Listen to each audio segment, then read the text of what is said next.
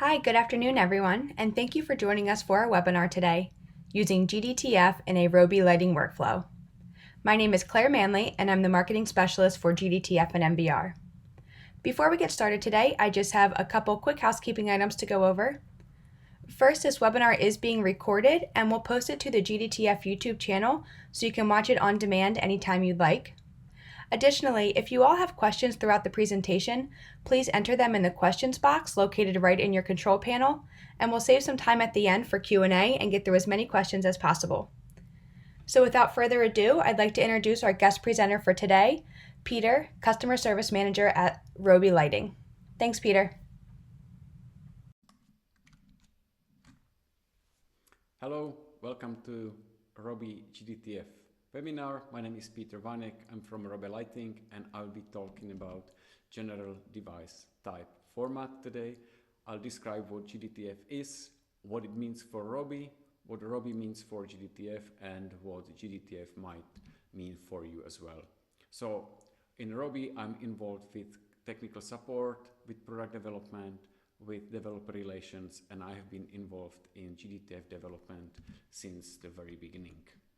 About ROBE Lighting, we are a lighting device manufacturer based in Europe, in the Czech Republic. We design, develop and manufacture our devices here in the factory in Valašské Meziříčí. This is not only moving head devices but also architectural stuff, and our distribution network is based on subsidiaries in many countries and on an international sales network pretty much in every country of the world. First things first, so we are talking about GDTF. If you have any support request for ROBE GDTF files, feel free to contact us at libraries@robe.cz and we can process your request. What is GDTF? It's a specification for a file format which allows manufacturers like us to describe their devices in a way that is open for others to use.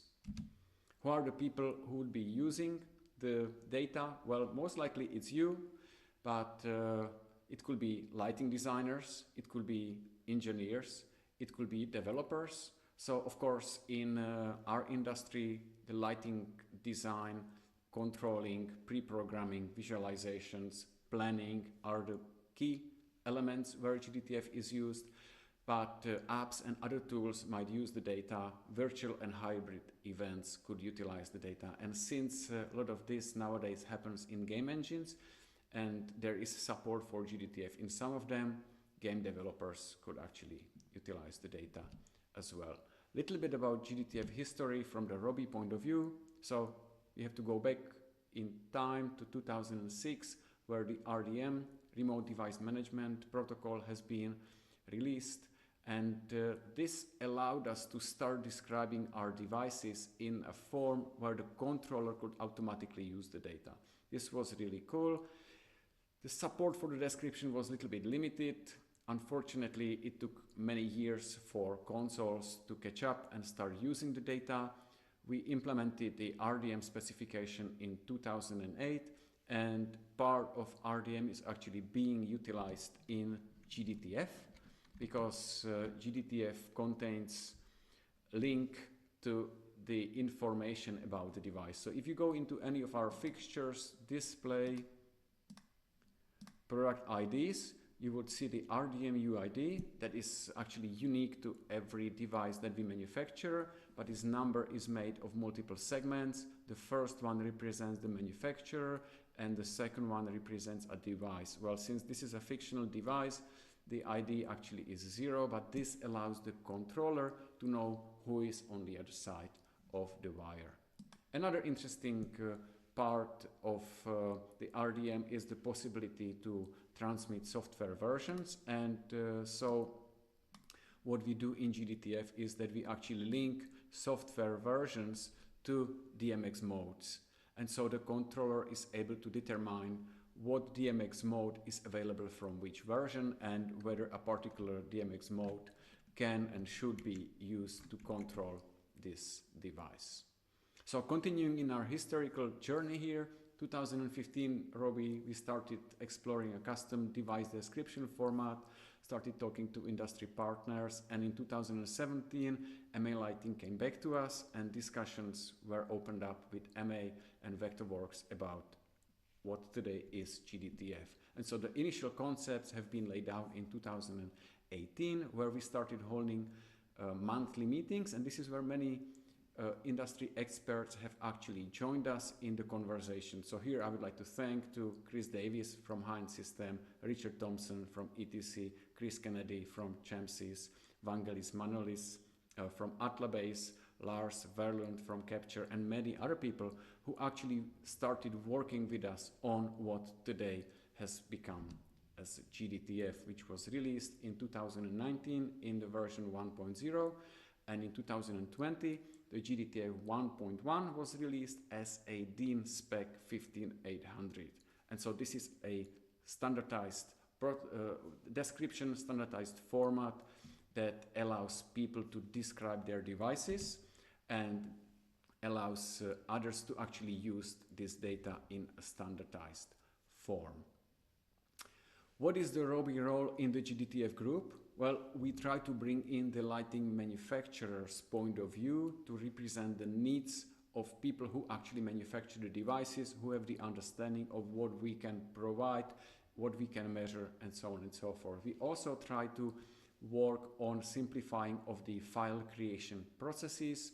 We try to document that, help with feature specification of the GDTF Share, which is a central repository for the GDTF files, and we also do a lot of testing of the GDTF builder.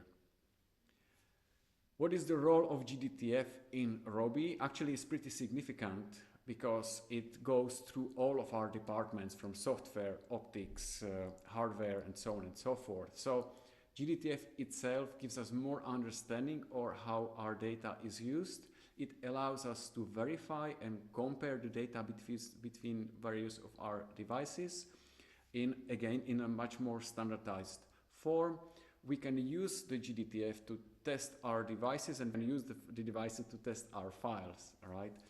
With every new product release, we actually produce a GDTF file. And part of that journey is actually learning how to create GDTF files, and we try to document the journey and share some of the information in the forum that is available at gdtfshare.com/forum, where we contribute to the ROBE knowledge sharing section. And this is where you can actually learn some of the more deeper concepts of creating of GDTF files, how, for example, positioning and orientation works in GDTF, how to prepare 3D data, preparing gobos, how to link RDM, DMX modes to software versions, how to define prism facets, and so on and so forth. So there is quite a bit that has been shared and can be utilized by others to make it easier for you to create and maybe modify the data. So what can you do with our data, and what is the data we actually provide in GDTF? I would sort of split it into three sections. The control plane, which nowadays typically is DMX, but the data model of GDTF allows pretty much any controlling paradigm to be utilized. The physical description, which describes, for example, the speed of the device, the weight, the power consumption, but also rotations and assets. Here I would mention things like the 3D data, or maybe 2D symbols, gobo images, prism descriptions, and so on and so forth. One of the key elements of the GDTF files we provide is the DMX definition, so the controlling layer, how the devices can be controlled. And we try to optimize the DMX layout to how it's going to be controlled. We test the description of the DMX, and we categorize it in such a way that we describe features of the devices into what in GDTF is called attributes. This is a machine understandable label of a particular feature, for example, zooming or changing of intensity or moving in a panoramic or tilting way. Now this is independent of labels which users might actually use to access the data. There is then the physical data which describes the physical behavior of the devices, and this is actually linked to DMX, to the previous section, right? So this data is all measured. We check the device's real output and enter it into the GDTF files. This allows you to control the device based on its physical behavior rather than on DMX. This is pretty significant because if you take two devices, each of them might be from a different manufacturer, and you control them just by changing the DMX value, the device will position itself into a place which is corresponding to this DMX value, where if you start controlling in the actual console from the physical data, for example, you say, I would like to have 20 degrees on the zoom output, then the console recalculates the particular DMX value and sends maybe a different DMX value to each of the devices, so they both end at 20 degrees of a zoom range. So this is very important, having both the DMX layout and the physical description correctly linked. Colors are all fully measured in our devices and provided as XY coordinates of the CIE 9031, but we also provide dominant wavelength and full spectral distribution, which is really necessary for more precise calculations. It really is also needed for subtractive color mixing, and that is again what then allows you to have cross-device controlling based on the color you want a DMX is calculated, rather than by changing DMX, whatever random color goes on the output. Among the assets, I would include, for example, prism descriptions, gobo images, 3D models, connectors. So planning tools actually know how fixtures can be connected to trusses and to the electrical appliances. We also utilize, as I mentioned, the RDM provided software version and link DMX modes to that. So if we take a look at some of this information, we would head over to the GDTF Share, and here we are at the manufacturer landing pages observing the devices available, but we can actually go to the Share itself, sign in, and we can see devices provided by other manufacturers. We can choose devices provided by us, and the actual builder in which we've opened the file allows us not only to edit but also to see the information. So sometimes you just might need to know what is the acceleration of the device, or what are the type of gobos used in the fixture, and you could use the builder to actually view the data.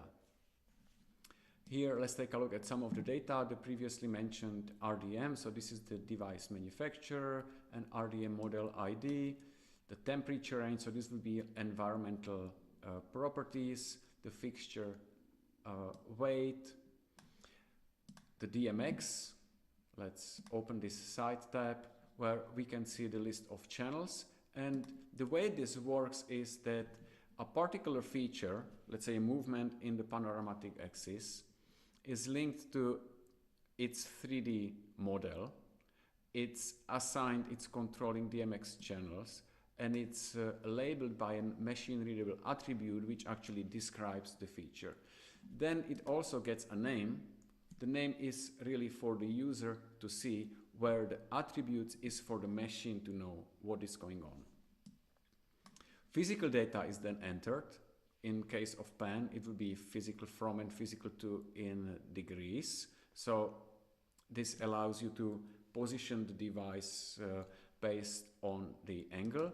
And inside of the additional properties, we can see how long it takes from the device to move from one end to the other, and what is the acceleration. So this information is provided just for the pan, right? And there are many of these for every single element of the device.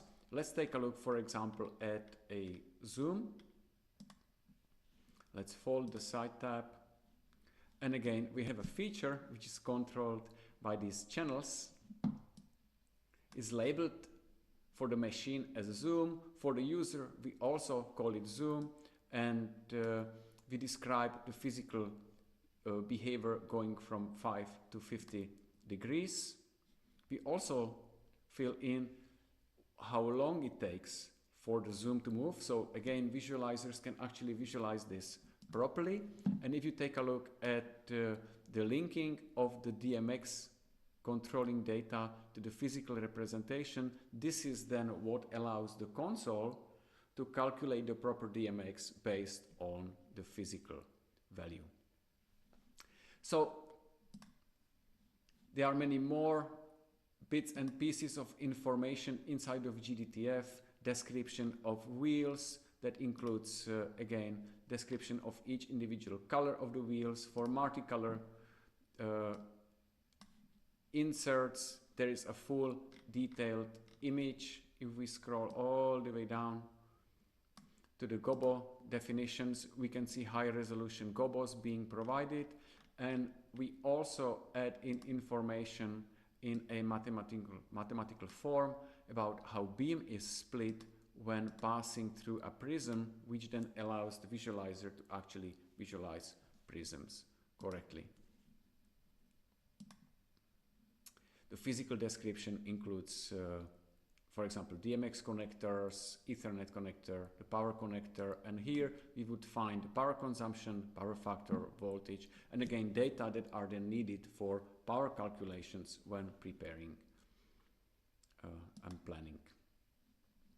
So the 3D data include 3D models and also identify where the actual beam of the fixture is going, and with that there is an identification of the LED or discharge or tungsten light source and its own features and capabilities. All right. So when all the data is entered in, we actually do a lot of testing. We take the console, we connect it to a device, and we cross-check that the data entered into the console is actually representing the device, and that the device is doing what the console or visualizer is showing. So let's take a look at some recordings. Let me put my phone over here, and let me actually run some videos that demonstrate some of this testing. And so this shows you the framing shutters, how they respond to control when being utilized on an MA desk, and the internal visualizer.